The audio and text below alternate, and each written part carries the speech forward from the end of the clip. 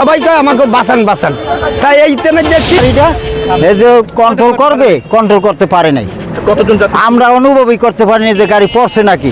ভোর 8:30টার কালে আমি বাড়ি গুনে আসছি, আবার কালে আমার হাতে একটা ঘাস কাটা কাশি আর এগাছ তাল গাছের ফাটকা এই লইয়া আমি ঘাস কাটতে আইছি।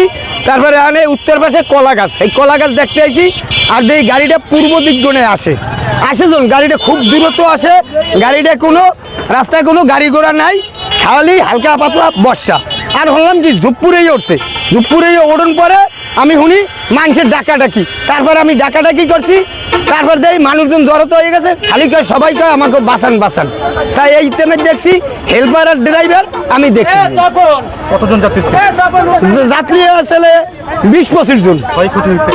ক্ষয়ক্ষতি হেরম হয় নাই, হালকা পাতলা কাটতে ছেড়ছে, গাড়ি এই যে গাড়ি। হালকা পাতলা কাটতে ছেড়ছে।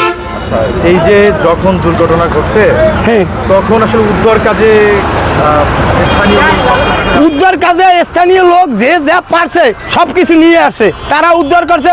ছেলে মেয়ে করে তারা হুগনে জামা কাপড় দিয়েও তারা রক্ষা করছে, একটু একটু শিশু বাচ্চা করে। হ্যাঁ হ্যাঁ, রক্ষা করছে। আপনার নাম? আমার নাম মোহাম্মদ বাহাদুর মোল্লা, কি করেন? আমি কৃষি কাজ করি।